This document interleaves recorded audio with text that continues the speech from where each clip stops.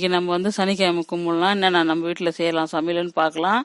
வாங்க வாங்க பார்த்துக்கலாம். லைவாக பாருங்க.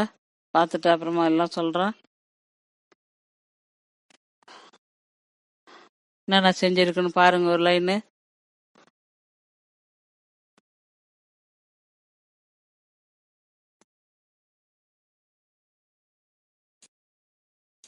இது நம்ம வீட்டு சமையல்.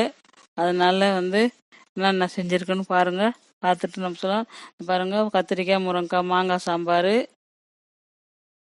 எப்படி செஞ்சுருக்குன்னு பாருங்க. கத்திரிக்காய் முருங்கைக்காய் போட்டு மாங்காய் சாம்பார் போட்டு வச்சுருக்கேன். அதுக்கப்புறமா வந்து ரசம், பருப்பு ரசம், மிளகு போட்டு பருப்பு ரசம் வச்சுருக்கேன். மிளகு போட்டு பருப்பு ரசம் வச்சுருக்கேன். இது வந்து வெண்பொங்கல், சாமிக்கு வந்து தழுவு போடுறதுக்காக தனியாக வந்து பச்சை அரிசி வந்து பொன்னி அரிசி போட்டு செஞ்சு சமைச்சு வச்சுருக்கேன். அப்புறம் வந்து இது வந்து சாதம். இது வந்து இதுவும் பொன்னி அரிசி சாப்பாடு தனியாக, புழுங்கல் அரிசி சாதம், இது பச்சை அரிசி சாதம் வச்சுருக்கேன். அதுக்கப்புறமா வந்து பாருங்க, அதுக்கப்புறம் பாயாசம் பண்ணியிருக்கேன். இன்னும் கொஞ்சம் பால் ஊற்றணும், கொஞ்சம் கெட்டியாக இருக்குது பாயாசம். இப்படியும் குடிக்கலாம், இல்லை இன்னும் தண்ணியாக வேணால் பால் ஊற்றி சாப்பிட்லாம். அப்புறம் வந்து பாயாசம் பாருங்கள், ஜவ்வரிசி அப்படியே முயசு அப்படியே இருக்கும்.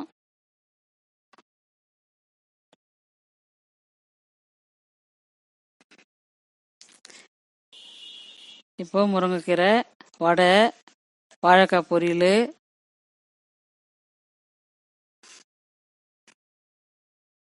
அப்புறம் கொத்தரக்காய் பொரியல், அப்புறம் கத்திரிக்காய் முருங்கைக்காய் போட்டு பொரியல் பண்ணியிருக்கேன்.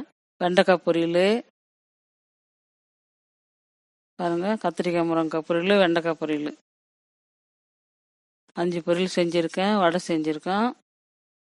சாம்பார் திருப்பி.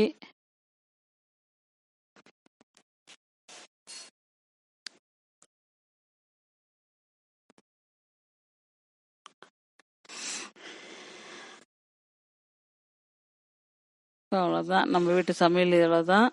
இப்போ சாமிக்கு படையல் போடலாம், பார்க்கலாம். வச்சு நம்ம சாமி கும்பிடலாம். இதுதான் வந்து படையல் போடுறது. நாங்கள் தயிர் நெய்யெல்லாம் வந்து அங்கேயே வச்சுருந்தேன். நெய், தயிர் எல்லாம் சேர்த்து தழுவு போட்டு படையல் போடுறது. இதுதான் பாருங்கள் எப்படி போட்டிருக்கான்னு. இதுதான் எங்கள் வீட்டு படையல், எங்கள் வீட்டு பூஜை ரூமு. பாருங்கள், சனிக்கிழமை கும்பிடுங்க.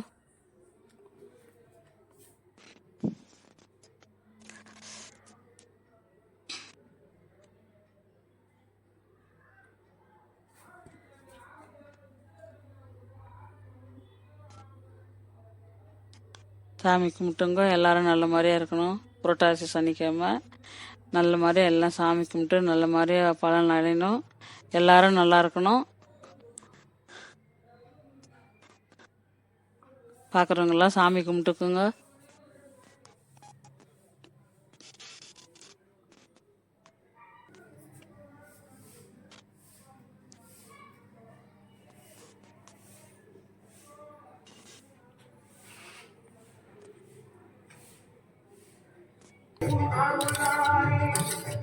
இது துளசி தண்ணி, பானகம் போட்டு துளசியில் போட்டு பூஜை முடிஞ்சது. துளசி தண்ணி ஃபஸ்ட்டு கொஞ்சம் குடிச்சிட்டு அப்புறம் தழுவு பேசிஞ்சு சாப்பிடுவோம். தழுவு பேசிடுறோம் பாருங்கள்.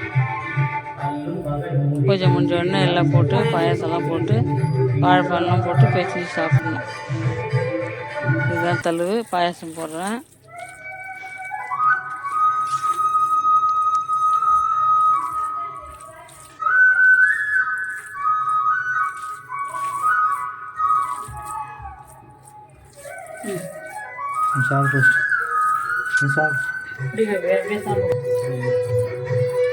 இப்போ இப்படி உருட்டி இப்படி சாப்பிடுவோம் சாப்பாடு. தழுவு சாதம், இதுதான் தழுவு சாதம்.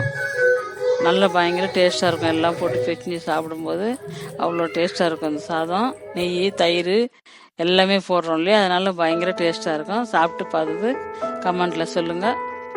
லைக் பண்ணுங்கள், கமெண்ட் பண்ணுங்கள், ஷேர் பண்ணுங்கள். சேனல் டிக் பண்ணுங்கள், பெல் பட்டன் அழுத்துங்க, சர்ப்ரைஸ் கொடுங்க.